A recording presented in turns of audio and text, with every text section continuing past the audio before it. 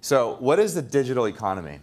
What I want to share with you is how to profit from it, because we're at the ground floor of a huge, a massive mega trend. And we're about 5 years into that mega trend, and most people haven't woken up to it yet.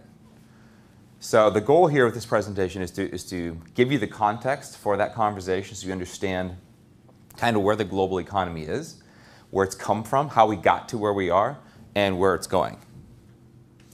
To understand where we are now, what I want to do is go back about 100 years so that you can understand what the primary drivers of the economy have been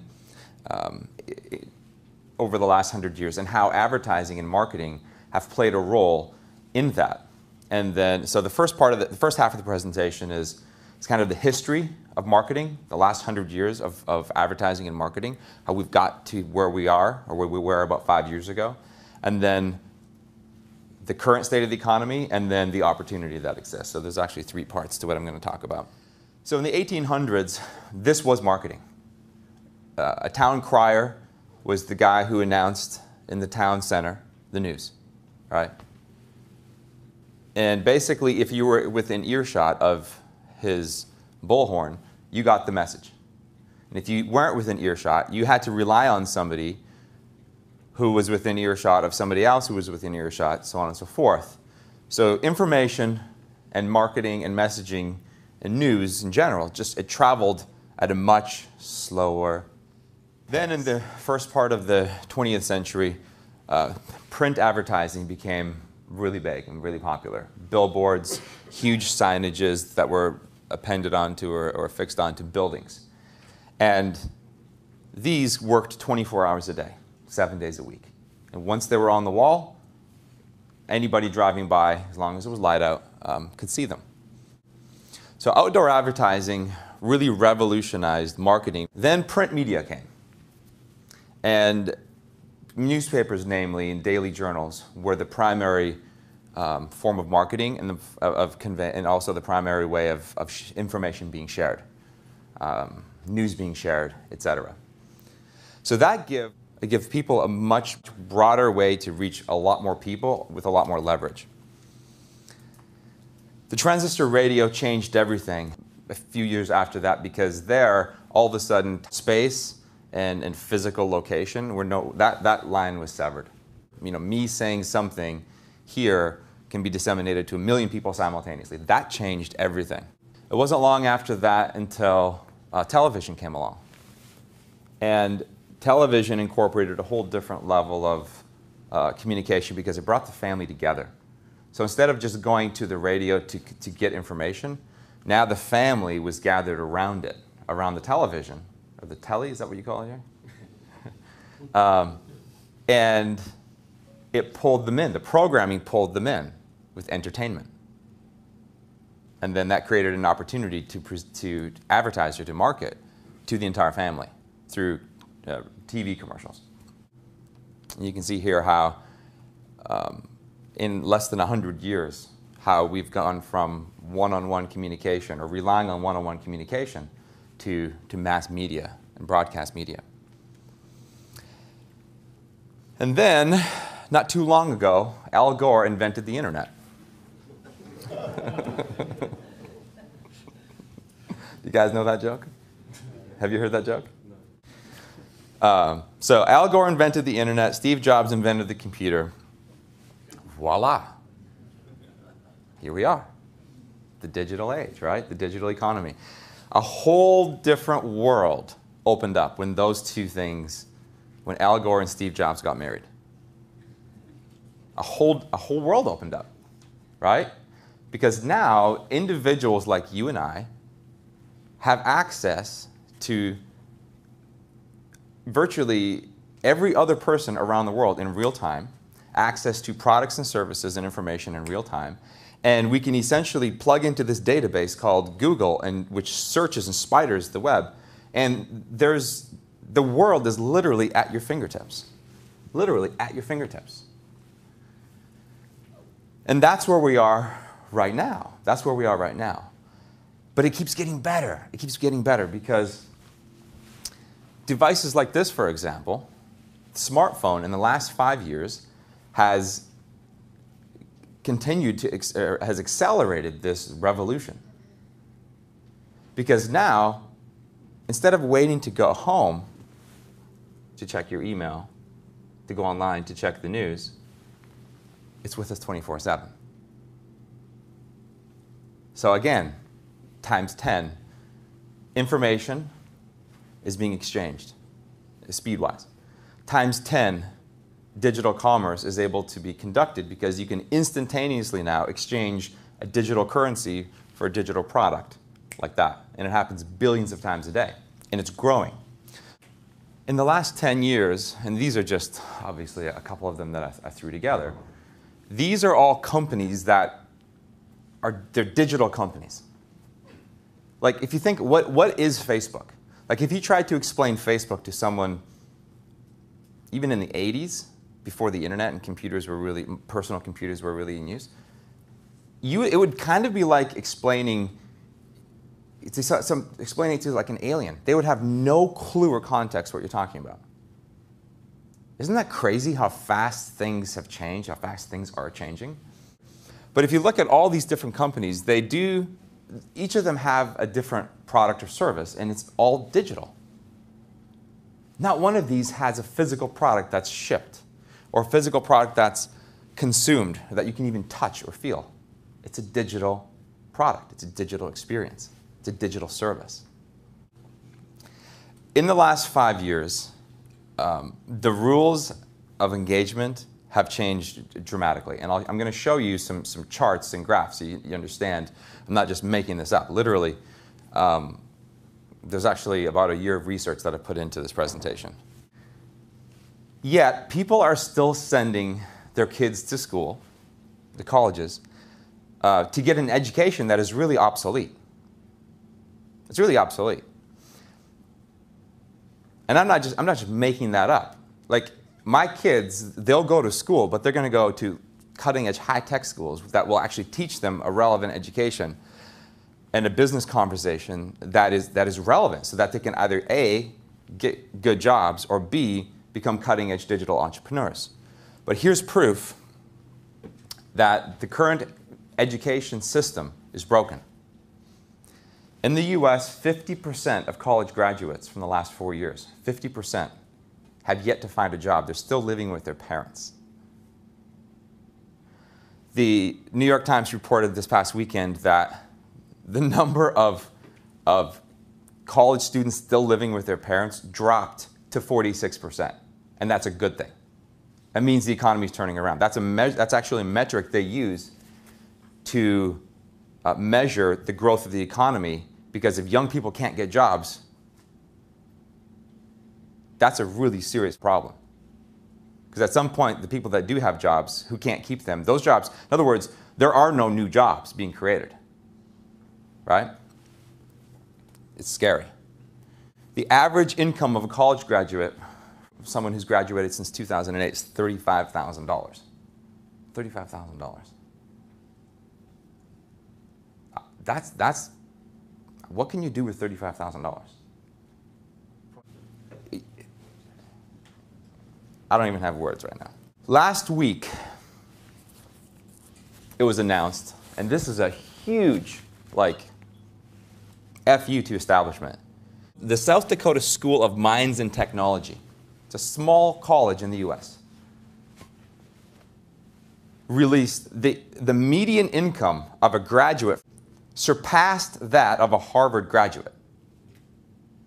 Think about this. The median income is higher than Harvard graduates. Do you know what a Harvard education costs? Like, no less than $200,000 minimum. Like, you're not coming out of there with less than $250,000 education. Why is that?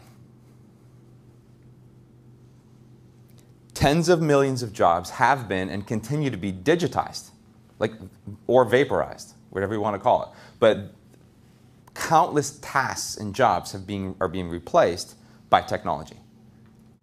But you get my point. There's lots of jobs there, but would you really want to go up into northern Canada and work in the oil sands, like covered in black tar, freezing your ass off. Like, it's like 13 months of frigid weather. Like, the sun doesn't even come up for months. You can make 100 grand, but are those the jobs you want your kids to have? But those are the only jobs that are really being created. Harvard's turning out people with all these degrees. There's nowhere for them to work. So who is mostly affected by this transitioning economy? And there's really three groups that are being affected in a really, really significant way. So baby boomers are retiring at a rate of about 10,000 a day right now. The problem is that they're living longer. Well, it's actually not a problem, it's a good thing. But it's also a problem because they don't have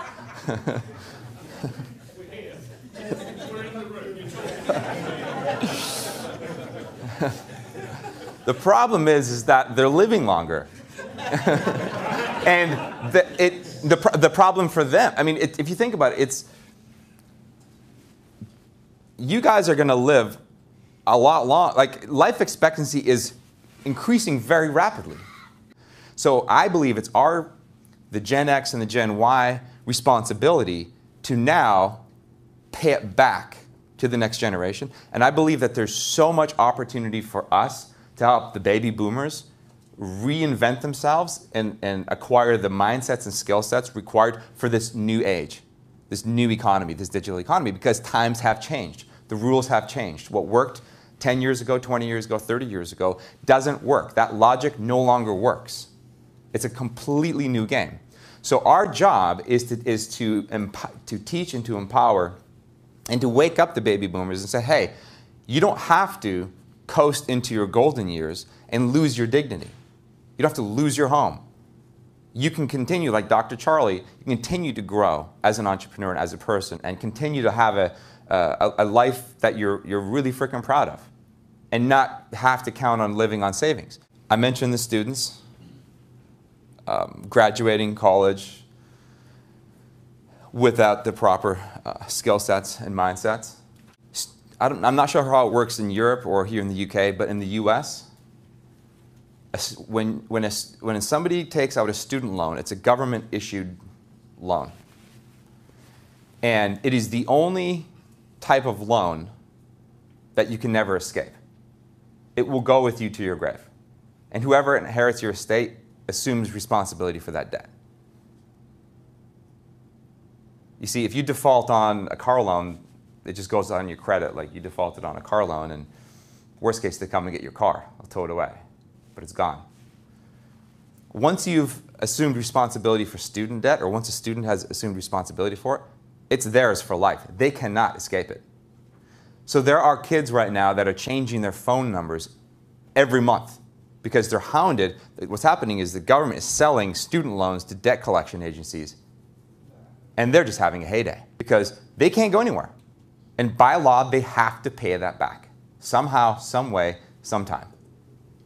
We'll have to figure out someday, I don't know how to help the students, to be honest with you. And then the big one is the workforce. Things outside of your control can happen. Forces outside of your control can happen. And if you're not self-reliant, you're at the mercy of things, politics, global trends, etc., that are just, they're out of your control. So the key point here is that you have to find a way to insulate yourself and become self-sufficient. So let's just say we had a row of bikes out front here. Is there anyone that doesn't know how to ride a bike? Is there anyone that doesn't know how to swim? Okay, good. We can make fun of those people.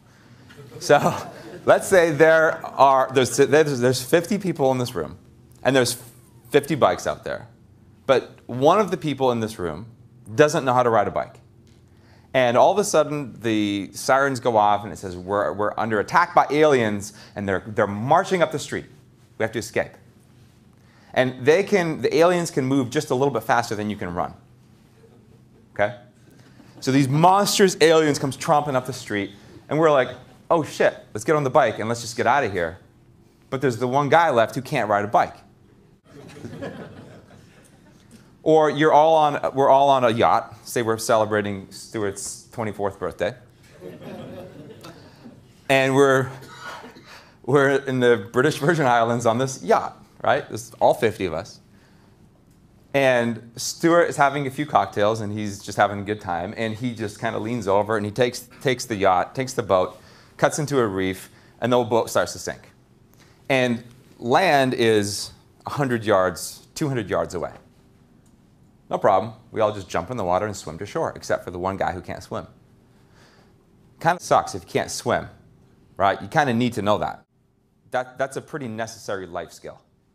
Now, the chances of that scenario happening aren't very high. The chances of the aliens coming and us needing to get on our bikes, that's not very high. Let me use one more example. This is getting good. So when you're driving in your car and you have a flat tire. It's the middle of the night, and there's no one around, nobody to help. And you have an emergency, you have to get home.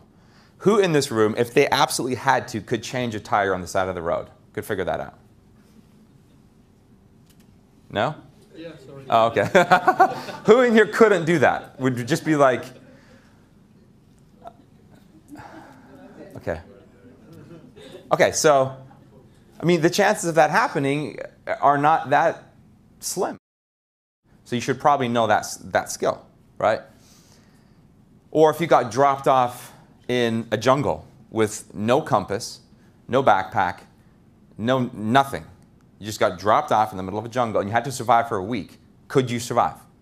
If you think about like what other plausible scenarios like this could happen in real life where you're really f***ed if you don't know what to do. Well, what percentage of society relies on a job in order to pay their bills, in order to put food on the table, in order to have shelter and basic necessities? 97%. What percentage of those 97% have the skill set of financial survivability? Like if they absolutely had to, could generate enough income as a self-sufficient, autonomous individual that it would not rely on somebody giving them a job and saying, hey, here are some tasks for you to do, complete them, and I'll give you some money in return.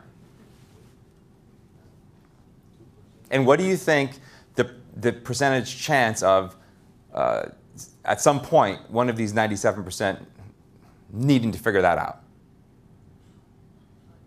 Right? Okay. Well, we are in the business. What we do, what I do, is teach that 97% that skill. You guys get that? Yeah. Can you see the market does not get any bigger? The only people that aren't in our target audience are the 1 or 2% of society that are already financially self-sufficient and financially independent. Everyone else needs this skill set. Or they'll wait until they're absolutely forced to, or their back is against the wall, to start to acquire that. And it's never fun to have to learn that skill set. It's just like, if you wait to learn how to change a tire until you're alone on the side of a road when it's raining and it's dark and there's aliens coming down the street, that's not a very pleasant environment to learn how to change a tire. But you could take 30 minutes on a Sunday afternoon and a couple glasses of wine with your husband. Are you married? Yeah. And say, honey, can you just show me how to change the tire? And I'm sure he could show you how to do it. And then you'd have that. Can I just ring him and get him to again? Well, what if you don't have a cell phone? The point is if you wait until you need the skill to acquire the skill, you're probably not going to be, that's kind of stupid, if I could just say it blunt. To wait until the aliens are marching down the street to learn to ride a bike is dumb. It's just dumb. So our job is to wake people up to the fact that they need this skill, even if they don't think they do.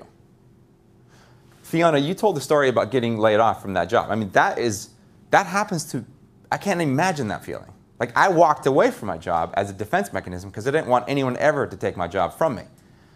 But can you speak to that for just like a minute? Like, what did your body do? How did you react when you were notified that you were just made redundant?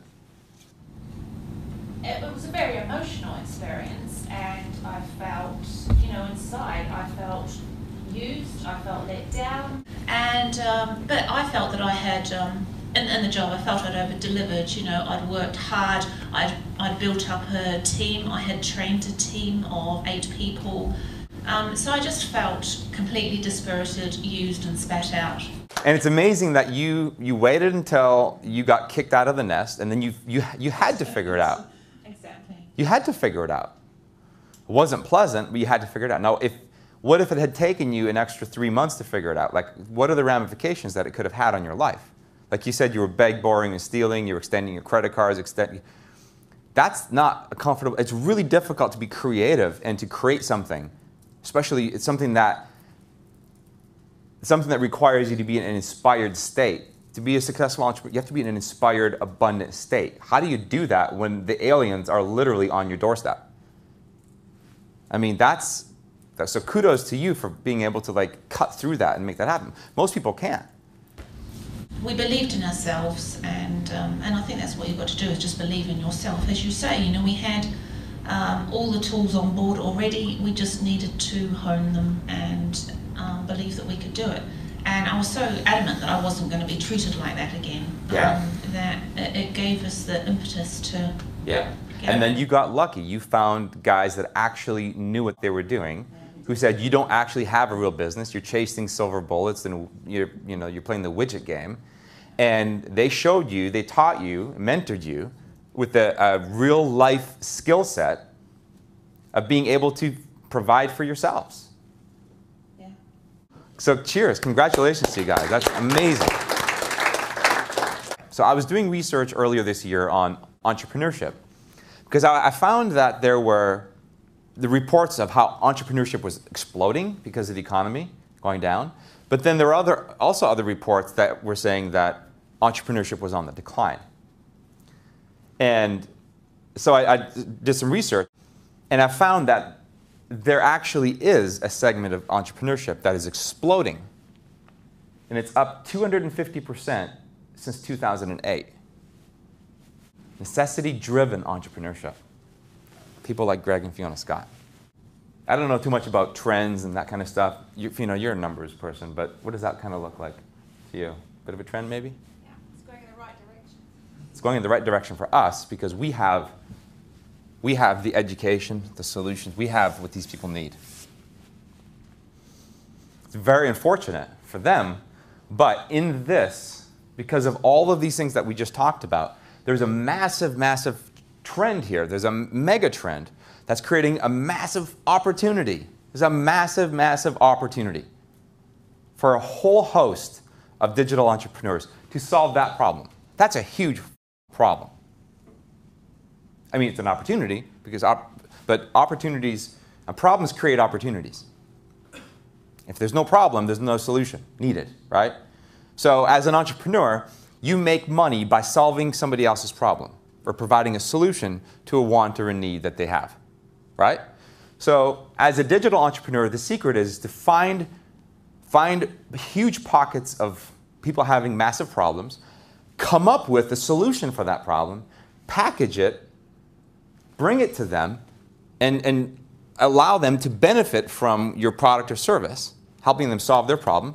And then the law of remuneration, which is the reciprocation of value and service with money, kicks in, and that's how you get paid.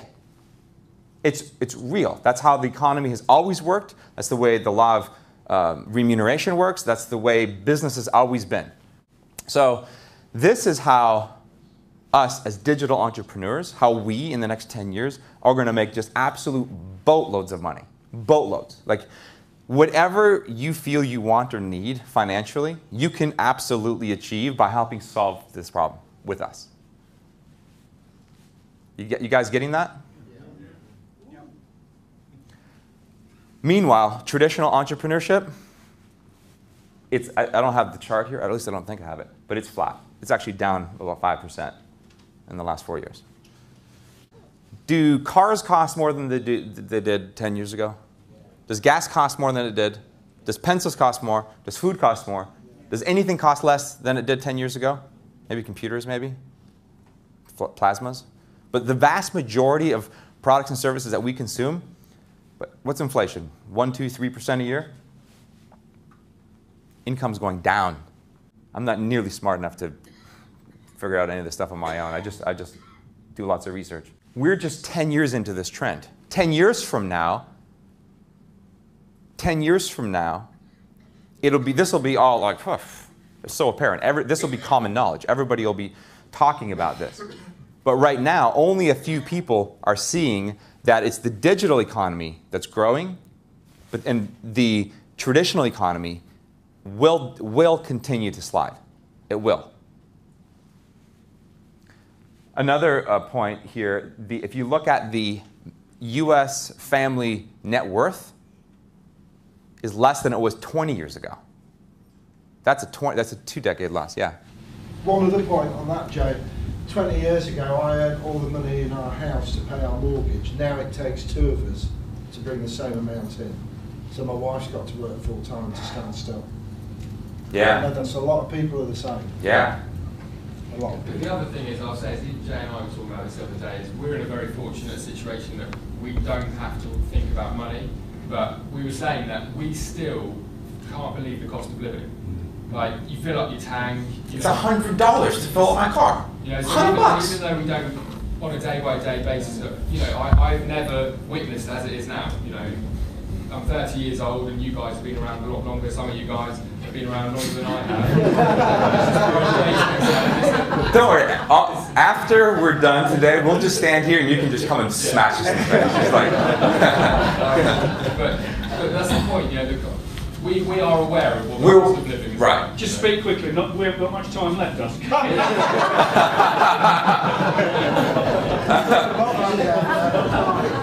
As far as Jay's concerned, that was a good thing, wasn't it? This is from earlier this year, May 15, when I was doing this research. The super rich in Canada, which are the top 3%. In Canada, the Canadian economy is not nearly as stratified as the US economy. Like, the Canadian economy, the poverty line is much higher, and there are not nearly as many super rich. It's much higher percentage of middle class versus the US, where it's like super rich and then super poor and then the people that float in the middle. The point that I'm going to try to make here over the next few slides is that even through this recession, certain people who are correctly positioned are getting richer at a quicker pace. The rich are getting richer. The rich are getting richer. That should fucking piss you off. You want to know what they know. Because there are really 2 groups of people. You're either riding this wave up, or you're dying a slow death with the masses. The super rich, almost 200 times the average wage. The point here is that the super rich, their income is no longer correlated to an exchange of time and money, for example. That's exactly what we do. We sever that connection, that correlation between time expended or energy expended